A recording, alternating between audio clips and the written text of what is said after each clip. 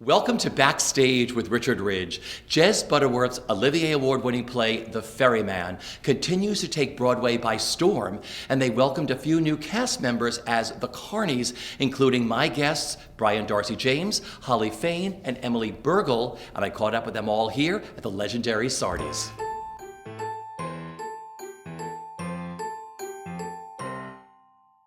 Welcome back to Broadway as the new Carneys. Thank you. How does it feel? So good. Yeah. Initially So good. terrifying. Yeah. Yes. Yeah. Yeah, it feels great. It feels really, really, really good.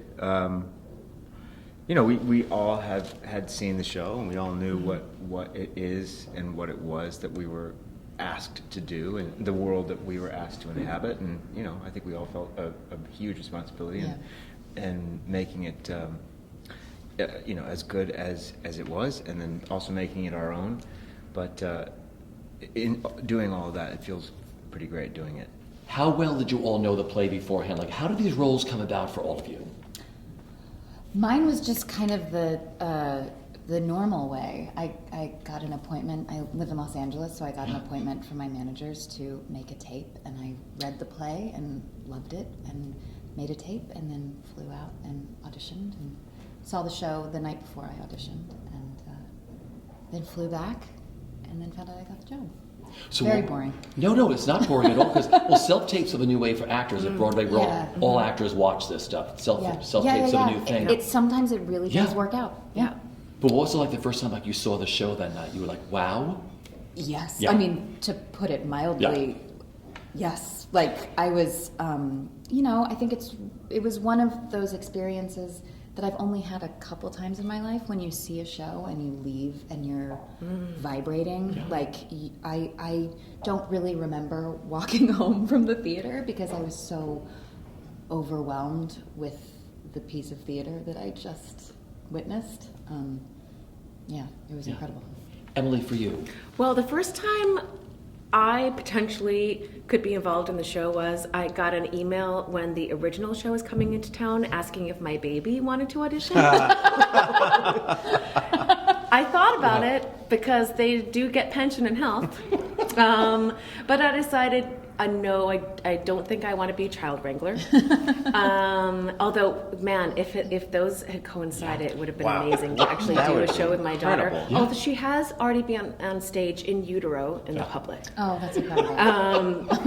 And then similar to, actually, I went and saw the show before I ever auditioned for it and had a very similar experience to Holley. I mean, I was destroyed at the end of it. But somehow I forgot that, because when they asked me to tape for it, I also got the job off a tape. I thought, oh, this play is a hit, it's this wonderful show, and I have all this offstage time, so it won't be that hard. This is a great job to come back to, because since becoming a mother, I haven't worked full time. And then cut to like a couple of weeks in, I'm like, just devastated, crying to Brian in the Starbucks before rehearsal, like, I don't know if I can do this material. So I think we all really walked through the fire in the rehearsal process. Now I feel that we've done that work, it can be more fun, but it will... I'm just warning you. If you do the tour of the Ferryman, it's going to be really real. That is a good point. There's a certain kind of calibration it takes to have to figure, and I'm sure it will continue until we close, until we're not doing it. Yeah. Of figuring out how to balance doing the show and living your life, and just you have to do that in every show, obviously. But this one in particular, there's such a it's demanding, and it's I don't say that in a bad sense. I say that is what everyone dreams of, is being. Required, asked to do something, and every night you're required to give your soul, and bare your soul. And this play and the writing of this play, it makes it that kind of pursuit possible. Yeah. You had seen it in London, didn't you? I saw it in London, yeah. There's a little of a preamble to my having seen it, and I think we talked about this briefly. But I had seen Jez Butterworth's play Jerusalem in London with Mark Rylance. It was the first time I'd seen him on stage. It was the first time I'd seen a Jez Butterworth play. And I, like you described, not being able, you're just kind of walking home vibrating. I left that particular production completely changed in some way. And it was a combination of the play and Rylance's performance just thinking, I thought I had an idea about what I was doing. I had absolutely no idea what it means to be an actor. And which is great. It was kind of a reassembly of thought and attack, and it just made me reevaluate completely. So on our first day of rehearsal, and I got to meet Jez Butterworth, I was so incredibly happy to say, you changed my life. You changed my life. And so I had seen, when I heard the Ferryman was playing in London, I saw it with my family there last Christmas, and was excited to see it because I knew how much I loved Jerusalem, and was astounded by this play as well. And before that, I knew that there was a possibility that this show would move from London to New York, possibly. Seemed likely. Yeah. And so I told my agent, I said, I don't know what they're planning, but if there is ever any talk of this coming over and people can or can't come over, regardless, just please, I will rent an airplane with one of those banners on the back saying, I want to do this! Okay, that is such a good lesson, because I know that a lot of aspiring actors watch this, and I think that people just think these things happen to us, and even when you're as successful as Brian Darcy James, he's the one who put that idea out into the universe. He said, I want to do this. He was proactive, and I think that's an important thing to know, is that a lot of the time we are the ones who have to say, hey, I want to do this, or will you consider me for this, even when you've got a massive body of work behind you. Yeah. Beautifully put. I have to tell you, I love this show. I saw the original twice. I saw you all the other night. I fell madly in love with this show all over again. You are all so incredible at what you do. Thank you. I just want to sit here and tell you that first. I mean, It's very kind of you. so when you first read the play, like you start like that first day of rehearsal, what was that like for all of you? Because you all went in together as a big group, right? Yeah. It was, I think we were very fortunate that there were so many of us coming in together, that it was a real supportive, exciting time for all of us. And then the people who stayed on from the show also were so supportive in a completely different way that I think was very necessary for this process of kind of moving into something that's already up and running and running so well. We really lucked out. It was challenging, but there's probably definitely ideal circumstances. safety I in think. numbers, right? Yeah. We had a lot of people to kind of absorb the shock of actually having to take this thing on. Yeah. And so that was very helpful. Yeah. It must have been, because it's 15 out of 22 went into this show. Right. Yeah. Now, you had a very interesting rehearsal period, which is unheard of on Broadway. You had like 6 weeks, right? That's right. Yeah. Well, we had 4 weeks of rehearsal and then 2 weeks Check weeks. of partial rehearsals during performing. I think that's actually pretty, not for a replacement company, but it's pretty standard for a new company. New company, yes, but replacement, I think you're right. Yeah. A replacement company, I would say virtually unheard of. But this is something that happens in London quite a bit. They're wholesale replacements of casts. So I think this may or may not have been in the calculus for Sonia Friedman when she was trying to figure out if she wanted to do this. But I'm maybe presumptuous to say that may have helped her decide, well, it's more of a reflex there, because from what I've learned is that oftentimes whole casts will be replaced in London musicals and big plays, and so it's not as unusual for that to be the game plan to kind of to do that. So and she's doing it with Harry Potter as well. So it's kind of an amazing thing. I really I think we all appreciate that we had such a luxurious amount of time. Obviously, you want to spend as much time with a play like this to be able to figure out how to do it correctly and get into all the crevices of it. Let's talk about what drew you to these roles. Brian, first that's a mountain of a role to do, isn't it, Quinn? Yeah, they all are for all of you. They are all. They really all are. The story of family being such a central theme, and I can relate to that as a father, and the idea of all of this that is unsaid and unspoken and trying to be subverted or avoided, which is very Irish. I know a thing or two about that. So I'm Irish American. So all of that kind of appealed, I think, maybe to the DNA in me. But I guess honestly, having seen how the whole thing plays out and how that particular character works within the context of the play, was compelling, was dynamic, was heartbreaking, all the things you want. It has all the elements of great drama and tragedy. After reading the play, how could you not do that? If you were given the opportunity to do a piece of work like this, there was no question. It was, I feel so lucky. Also, the role of Caitlin is so fulfilling. I have never felt more fulfilled in my life doing work like this. And that's enough, but then the play, the stuff that I'm not even involved in is so rich, and there are so many different little currents running through the show that to be a part of that bigger thing is really powerful and important. And again, just not something you say no to. Oh yeah. Emily, for you. Well, I think as an actor, when you initially take a role, there's conscious and there's unconscious choices that you make. And I think consciously, I'm always attracted to characters that are somewhat mysterious. I think there's a lot of value for me as an actor and also for the audience. And what I liked about Mary is I think she's the person that you learn the least about until the very end. But I think what I didn't realize actually until this past St. Patrick's Day was my mother is Irish from the south of Ireland.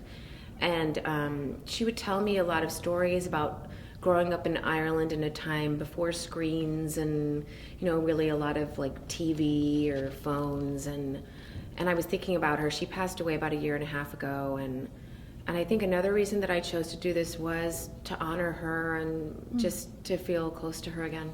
Yeah. Let's just talk about the play itself. This is such an incredible play. I mean, what's it like living in that world that Jez has created and saying his words? The thing that strikes me is I'm constantly learning about the play. There are themes that pop up that I never considered or had never seen, and I've been studying this thing for the last 2 months, word by word, and all of a sudden... Literally memorizing it. Exactly. That's my job. And yet, there are things which I think speaks to his ability to write in a way that captures the way we communicate consciously and subconsciously, to kind of extend that metaphor. I think he's tapped into something different and deeper, and it's really cool to get to say words that come from that type of person. I think we all felt that the play was going well actually really from the very first show, I felt like we felt like the play was doing us and we weren't doing the play. Mm-hmm. And I feel like because the writing is so good, if you could just step onto the train and let it take you and let it guide you, just the response from the audience. And when you think about it, I mean, some people are a little terrified that the play is so long. I've had some of my friends who are not theater people come to see the play, and they actually didn't know how long it was going to be until they sat down and were not happy that they came. And every single one of them, I'm not just saying this because I'm trying to plug my show, every single one of them says that it could have gone on longer. Yeah. The evening flies by really, really fast. Like you said, it starts and it's over, and you're like, I want to continue with this family. Yeah. I hope he writes, without giving anything away, I hope he writes a sequel. There could be a sequel. It really could be a sequel. I feel like things... They don't go well. It's not going to be a happy play. It would be really dark. But you want to know what happens to the rest of the family, right? When it ends? Of course. Yeah. I feel like it doesn't go well. It doesn't go well. Probably going to be some people who don't survive the sequel. How daunting was it to learn? I know you're all actors, you learn dialogue, that's what you do, but the point is, was it daunting to learn this? Like, you have the script in front of you, like, oh my gosh, I go on in 4 weeks, or I go on in 3 weeks? The most daunting part was rehearsing with the kids. Yeah. Because they knew the show. And I'm an old man who should know how to do this, and I'm rehearsing with these children, and I don't know my lines, and they're looking at me like, what's your problem? Like, why aren't you saying your lines? Like, Or I don't know them. We were rehearsing half the time with imaginary children, Right. and then the real children would Right, come, right. and I'd be like, wait, I was talking to you over here, and like now you're here. They're like little adults, aren't they? They're Yes, remarkable. they are They're so incredible. good in this show. They Oh are. God, they're so good. I love them so much. Yeah. Yeah, they make us. Yeah. They make Better us actors? laugh. They make us better actors. They So make us hard. look like worse actors because they're so good. Yeah. Well, actually, so what's it like being on stage with children, rabbits, geese, babies? What's it all like? Brian Darcy James. Brian Darcy It James. is madness. It's a little scary at times, you know. Sometimes you can hear the baby crying off stage. Really? I do my best Yeah. to silence them. With love. With love. Are you a baby whisperer? A mommy whisperer? Yeah, you are. Yeah. Yes. I'm a little bit of a baby whisperer because apparently one of our babies did not like one of the other actresses. No shade on her, like they just didn't like didn't vibe. gel. But I have been able to whisper to the babies. We'll see though, because we have a new baby coming in, baby Alex. Okay. So baby Alex has been just coming with us backstage, and I've been trying to. So get to your work tickets my, to see yeah. Baby Alex. Get your tickets to see baby Alex. Okay, I want to talk about the babies because I have to say, one of the most revelatory things about seeing this play for me was seeing a baby on stage. Yeah. And you always hear never act with animals or babies, and it's because they do take a focus. Putting a baby on stage is actually, a baby is the purest form of acting there is because they don't know they're in a play. And when I saw the play, I actually found having the babies on stage to be not just fascinating for the spectacle of it, but truly added a depth to the show. Jez said one day, like, what did he say? He's like, no, it wasn't Jez, it was Sam. He said, sometimes the rabbits piss on the apples, the goose shits on the floor, and you just have to get on with it. That says it all. Truly. What do you remember about your first night on stage together in this? That first night out? Oh my gosh, it seems like It seems like 17 years it ago. really does. Wow, what? The invited dress, I do remember that was the one performance where in the beginning where Brian and I are blindfolded for a part, Yeah. and I could, usually you finagle it so you can like see kind of where you are, because that's the responsible thing to do as an actor, but because my nerves I think were like operating slightly different, I could not see. And there is a moment where I'm walking alone, and I had one of those like terrifying, like I thought I was going to fall off the stage. Wasn't anywhere close, but I know my body did that like thing. So I remember that. I don't have any specific memories. It started, it was over? Yeah, no. But the thing that comes to mind for me is just like all the technical things that can go wrong in the first 30 seconds. Truly. In that scene with Holley and I, just putting out a fire and playing Connect Four and blindfolding. And we've gotten like a little sampling of all the, never all at one time, but It's we've true. gotten a nice sprinkling of all the we've things got that a could go while. wrong over the past It's a month. smorgasbord of inability. Potholes, yeah. I mean, if I could be real, I remember. Be real, Emily. Please be real, I gotta Emily. be real. Please. Yeah, Brian. No, not really. Does anyone have a bad story about Brian Darcy No, James? Because I haven't found one guarantee yet. you no one does. I always come down these huge set of stairs, and there's like this darkened platform at the top. And I think the second show I walked off after doing my second to last scene, and actually just lay on the floor of the platform crying, thinking I was a terrible actress. Oh, Emily! And I just want to say that because I teach acting, and I like to tell that to my students because acting is like giving birth. Like there's pain involved, Yeah. and you realize that that's part of your process, is especially in the beginning of a show. Yeah. You can't do everything you want to do when you're still finding it, and it doesn't always feel good. So while this play has been this phenomenal experience, sometimes you wonder, am I up to the task? With a play that is so well crafted and so impeccably designed, on so many levels that it is clear to me that the play's the thing. That even if you don't get to a particular emotional quotient that you want to hit, that you feel is that a component that will help the play, if you don't, it's okay because it's so much bigger than the part. It's the whole thing that works in the structure of the story and the structure of the way that the story is told and the way that these cross beams have been put together by Jez, that it is so much bigger than a particular thing that an individual can achieve.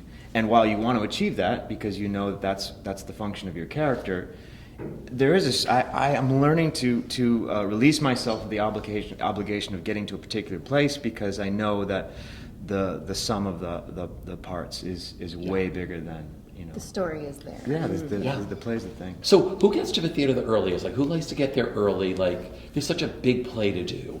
I'm there very Might be early. you. Yeah. I'm usually there 2 hours before curtain, hour and a half before curtain. You just 'cause- really? Yeah, but that's just my We share a crazy dressing room, brain. but I waltz in just- at like 30 seconds before half hour. It's great. It's a great balance. Yeah. Actually, we balance out nicely. I think. Yeah. But yeah, that's Yeah. just for this particular thing. I just need to kind of I love have that. a little. I think I'm somewhere in cushion. between these two. Yeah. I like to Okay. get there a little early just to kind of, you know, just to get into the rhythm of it. I was on the set the other night. I thought your kitchen was gigantic. Everyone says that. It still is, but when you're on there, it's that deception. It's so intimate actually up there. Yeah. Thank God. If Yeah. it was any bigger, I would not be alive. Because we started to talk about this beforehand. You know the kitchen really well, I right? do. Or when you first started. Yes. Okay. Yeah, I do. I know it really well. Although Ethan Dubin, who is a wonderful actor who plays my son, he took a picture, I think, of some like prop in the kitchen, like some like margarine bucket or something, and I was like, "Is that on our stage? Like, that's disgusting. And where is it?" There's like, a lot of detail. It's an amazing thing. So incredible, and yeah, it's really fun. It's really fun. That first scene.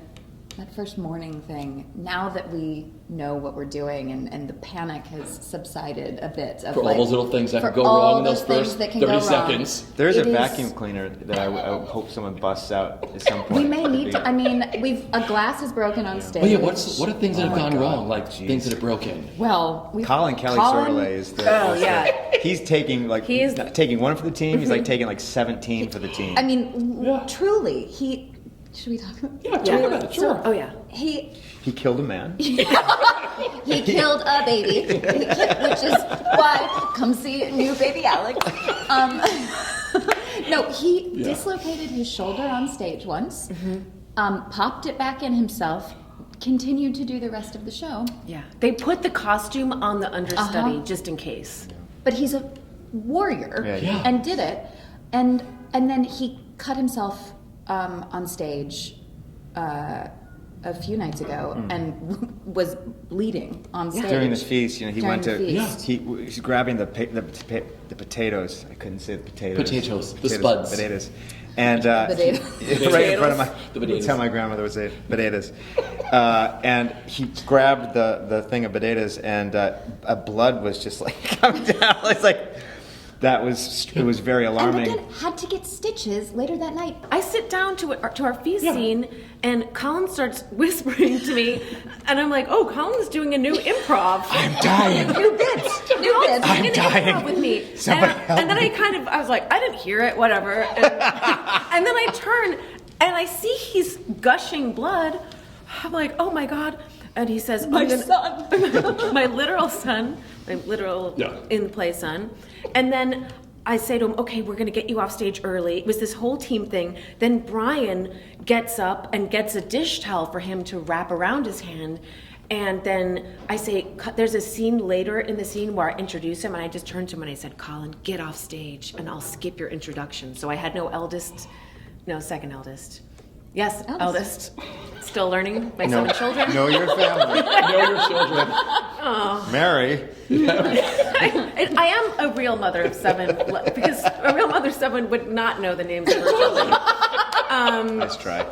That was a good justification, wasn't it? What is the best bit of advice that each of you have been given, either personally or professionally, that you live your lives by?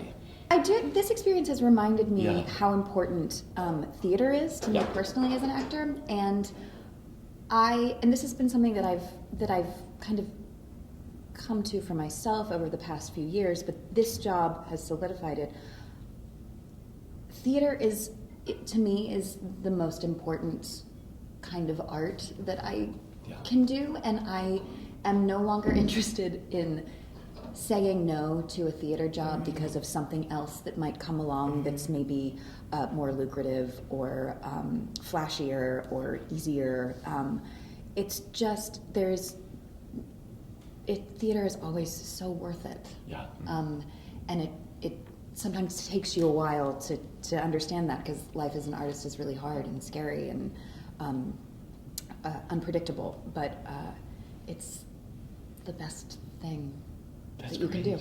I think I already quoted it earlier in the interview, so I'm going to repeat myself, but someone did tell me that acting is like you're giving birth to something creatively, and that giving birth is a painful process. And I think, and I've talked to a lot of the actors here, in that I think you learn as you grow as an actor that pain is part of your process. So it's not like it stops, but you learn to accept it as part of your process.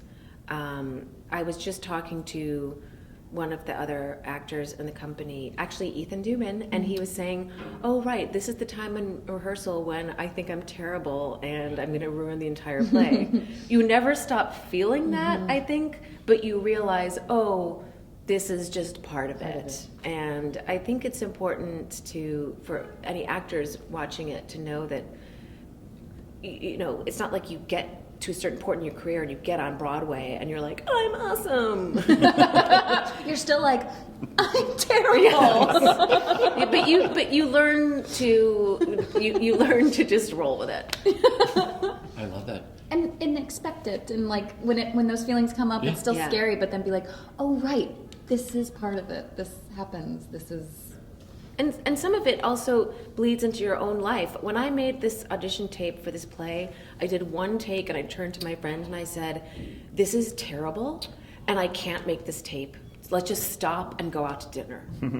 Because of the material? And he said to me, Emily, I think that you might be feeling some of the feelings of the character that are deeply uncomfortable to you. And I said, okay. And we did another take.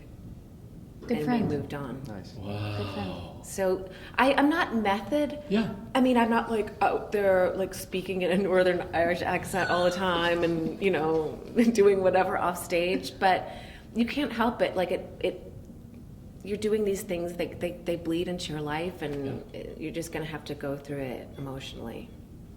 Fred Applegate and I went to the same university and studied acting, and we were talking about some of the teachers we had, and he mentioned some advice that he got from a teacher of his that I haven't stopped thinking about since he mentioned it. And he said it was great advice back then, which is this: don't concentrate when you're on stage. Yeah. Don't concentrate. Pay attention. Ooh. Which I thought it takes a second to kind of figure it out, but it's great advice, because it's you know, as Fred said, if you're concentrating, you're putting the effort into what you can do in the moment. If you're paying attention, it's all about what's happening other than yourself. So it's just great advice about how to be aware and be alive on stage. Thank you for spending your afternoon. I know you have a 3-hour and 15-minute show that you all do, but thank you for spending it with me for Broadway World. I had the time of my life. Such a pleasure. You all. Such a pleasure. Yeah.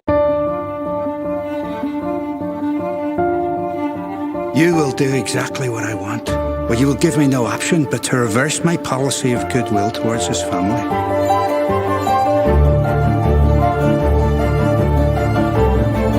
A man who can take care of his family is a man who can look himself in the eye in the morning. Aunt Maggie, is my da a killer?